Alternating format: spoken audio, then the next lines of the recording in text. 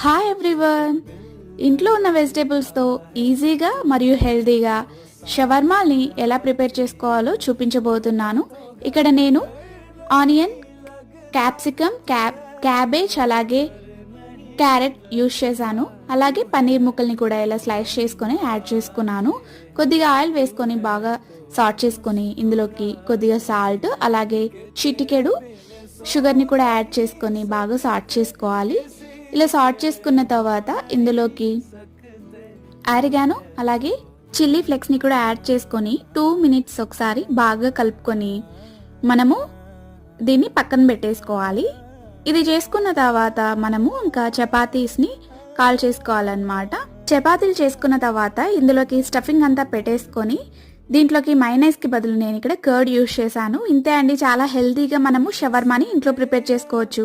నచ్చితే subscribe to our channel.